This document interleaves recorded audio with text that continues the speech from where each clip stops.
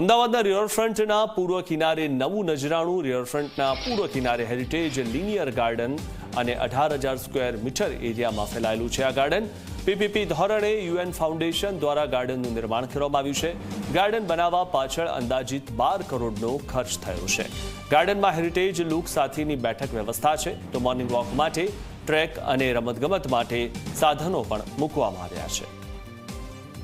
તો રિવરફ્રન્ટ પર હવે આ નવલું નજરાણું લોકો માટે ખુલ્લું મૂકવામાં આવ્યું છે 12 કરોડના ખર્ચે આ ગાર્ડન બનાવાયું છે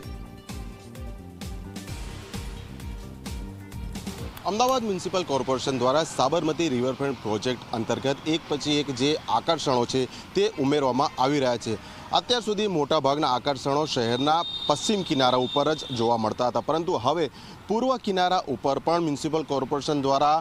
એક યુનિક પ્રકારનો જે ગાર્ડન છે તે તૈયાર કરવામાં આવી રહ્યો છે આપ જોઈ શકો છો હેરિટેજ ગાર્ડનની થીમ ઉપર નહેરુ બ્રિજ અને એલિસ બ્રિજની વચ્ચેનો લગભગ 1 કિલોમીટરનો જે વિસ્તાર છે તેનામાં 18,000 ચોરસ મીટર વિસ્તારમાં આ ગાર્ડન જે પીપીપી મોડલથી લગભગ રૂપિયા 12 કરોડના ખર્ચે તૈયાર કરવામાં આવી રહ્યો છે સામેની તરફ આપ જે દિવાલ જોઈ શકો છો તે આ અમદાવાદની સ્થાપના સમયની જે કોટ વિસ્તારની જે દિવાલ હતી તેનું રિસ્ટોરેશન કરવામાં આવ્યું તે બાદના દ્રશ્યો છે અને તે પછી આ ગાર્ડન ડેવલપ કરવામાં આવી રહ્યું છે ગાર્ડનની વિશેષતાની વાત કરીએ તો સામેની તરફ આ જે જુદા જુદા પોલ આપ જોઈ શકો છો અલગ અલગ આકૃતિઓ છે તે ખરેખર અમદાવાદના ઇતિહાસ દરમિયાન વિવિધ સમયમાં વિવિધ રાજાઓના કાળમાં જે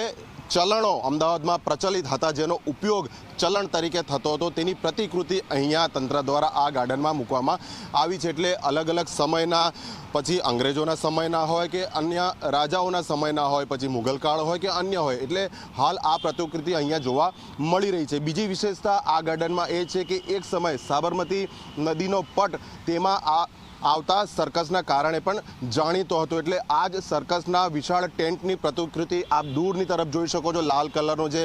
ગઝેબો બનાવવામાં આવ્યો છે જ્યારે સર્કસ કોઈ મેદાનમાં આવે તો તેના પર બાંધવામાં આવતા ટેન્ટ આ જ પ્રકારના જોવા મળે છે એટલે આવા જુદા જુદા આકર્ષણો સાથે હાલ આ જે ગાર્ડન છે તે તૈયાર કરવામાં આવી રહ્યો છે અને નજીકના દિવસોમાં જ તેનું લોકાર્પણ પણ કરી દેવામાં આવશે એટલે સ્પષ્ટ છે કે પશ્ચિમમાં જે પ્રમાણે એક પછી એક સુવિધાઓ લોકોને મળી તો હવે પૂર્વના વિસ્તારમાં પણ આ એક યુનિક ગાર્ડન ટૂંક જ સમયમાં મુલાકાતીઓ માટે ઓપન થવા જઈ રહ્યો છે કેમેરા પર્સન શૈલેષ બગડા સાથે અર્પણ કાયદાવાલા ઝી મીડિયા અમદાવાદ જેવી રીતે પશ્ચિમની અંદર આકર્ષણ છે એવી જ રીતે પૂર્વ સાઈડે અટલ બ્રિજની આપણે વાત કરીએ કે પૂર્વ તરફ ઉતરતા જ ત્યાં આગળ વિવેકાનંદ બ્રિજ અને નહેરુ બ્રિજ બંનેની વચ્ચે